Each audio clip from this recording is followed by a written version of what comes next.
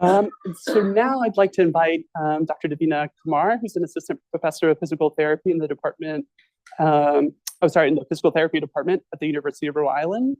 She worked in Kathleen's lab from 2020 to 2024, where she focused on rehabilitation strategies for individuals with chronic neurological impairments. And so Kathleen also got the question, if this person were a non-invasive brain stimulation technique, what would they be? Why? And Kathleen's response was, Devina would be transcutaneous spinal cord stimulation, which can change the neural firing patterns of spinal cord neurons. Devina thrives in a challenge. Throughout her life, she's made her way through situations that others might have deemed too difficult to even propose. So welcome, Devina.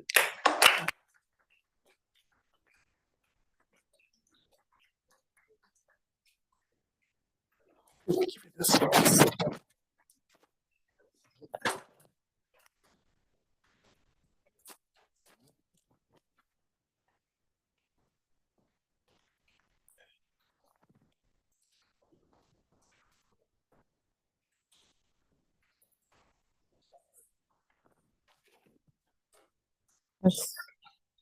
I don't have a Yeah. All right. So for those who do not know me, you must be new at BNI because I just left last year. It's been a year and maybe 6 days now since I've been here at BNI. But basically, I was a postdoc with Kathleen from 2020 to 2024, like Claudio mentioned. I've been wrecking my brain over the past many weeks trying to figure out. So we are celebrating Kathleen, and for me, are you celebrating the person, the researcher, a mentor, a friend, a teacher? She's been a lot of things to me. For those who know my relationship with Kathleen, she's been there with me during my highest highs and my lowest lows. She knows very well what I'm talking about. But just to go back, so my first slide is where it all began. The reason why I put an empty with nobody in here is literally because I joined just before COVID struck. So that was perfect timing. I joined and it was like lockdown, no people, you cannot interact.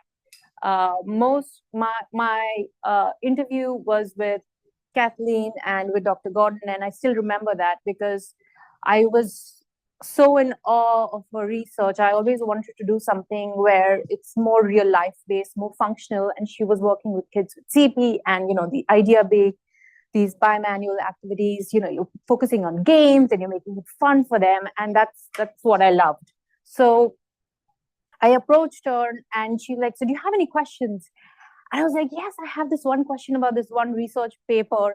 And she giggled. She actually giggled during the interview.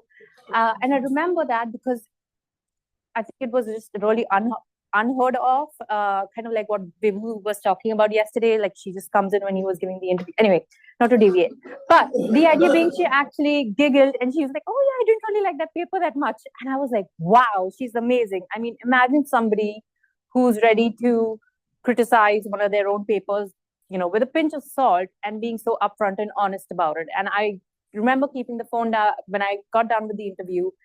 No offense to Dr. Gordon, but when my husband asked me, how did it go? I said, yeah, one was okay, but the other one was amazing.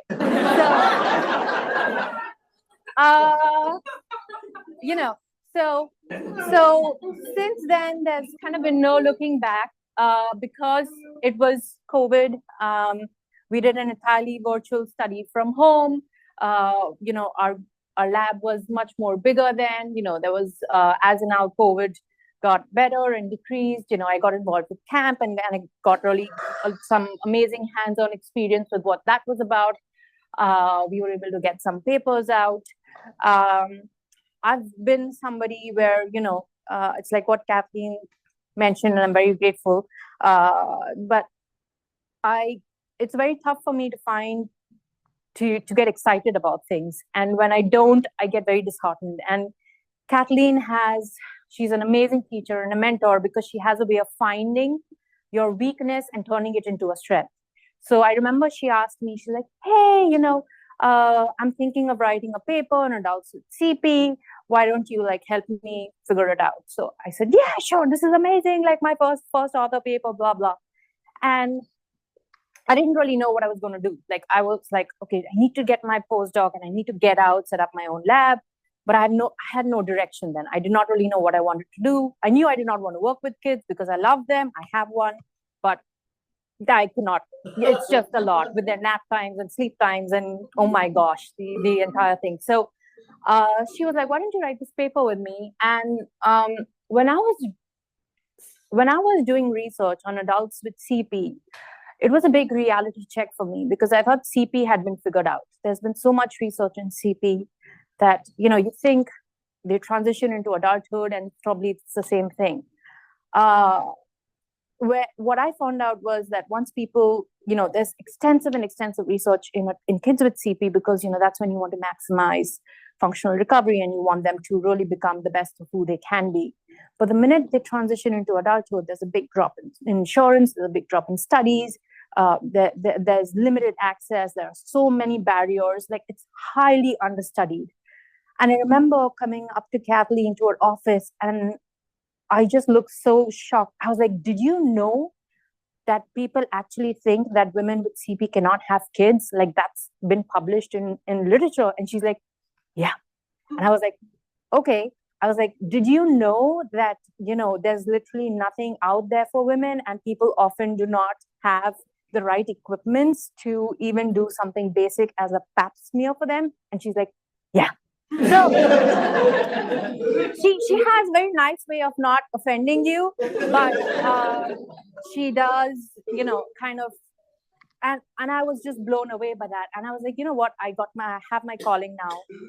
I want to focus on adults because, there's been a lot of research, but there's nothing out there. So this paper, and I always thank her for it, and she knows that. She kind of opened my eyes to, this entire black hole in the area of adults with CP, and that kind of has led to my future now in it. So that's where basically I'm heading now at URI. So we continued with that. The other thing, again, Kathleen came up to me one day. She was like, hey, and I love her Hayes now because it means there's something exciting happening. But she was like, I have this opportunity. People at NCAN have approached me for the study in age reflex. And, they want to look at adults since that's, the area that you're heading in. Maybe you're willing to participate. And I was like, yes, this is amazing. So not to get too much into it, but the basic idea is that age reflex has been tested in people with stroke and SCI, and they've found that, reflexes can be modified. It's usually done at a subconscious level, but the idea being you can decrease reflexes and improve, walking abilities and so on. What drove me towards it was the idea that since spasticity, which is increased muscle tone, which is seen in people with CP, this age reflex is one of the pathways for it. So the idea being maybe, we can use this as a way of decreasing spasticity, and that would be amazing because it's non-invasive, it's non-painful, and it could be like a game changer for the world of, neuro, where we have so many neurological conditions where people have spasticity. So Kathleen was on board with it, and she helped with the setup. We were able to get an entire room. She used her own funding to support me in my research, and there was no looking back. Now, since then, I don't want to get too much into like the sciencey aspect of it because I think she's done a lot more for me beyond that. She was the first person who hugged me when I found out that my son does not have a hole in his heart. She was the first person to call and contact me after my husband had his heart surgery. When I asked her for 2 days off, she said, take 10 days off. Don't tell anyone about it. It's fine. And I think just more than anything, she's just taught me to be a really good human being. I think I think I echo what everybody has said today and yesterday about how kind Kathleen is. I think just speaking to her, she's never the type who would kind of show off and be like, oh, I have so many R1s and I have this and that.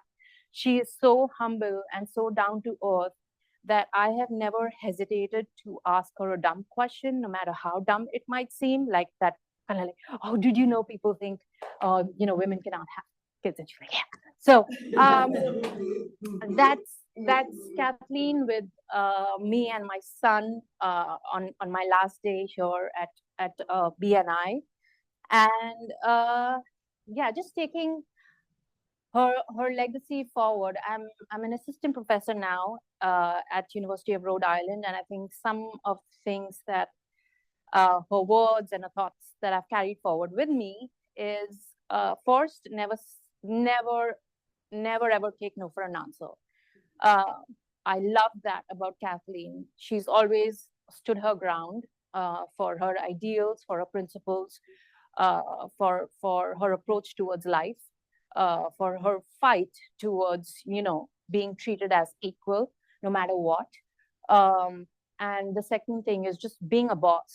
She's so fantastic, and she's so amazing, and I'm pretty much going to try to be the same. So, and last but not the least, just be kind always. I have a tendency to be a little bit more on the sarcastic side, which she really helped tone down. I think it has worked, but just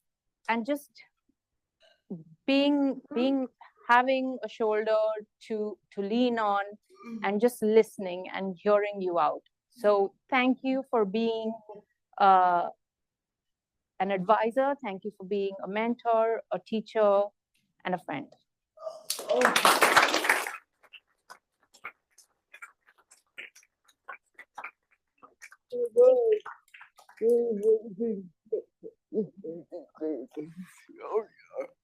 It's true.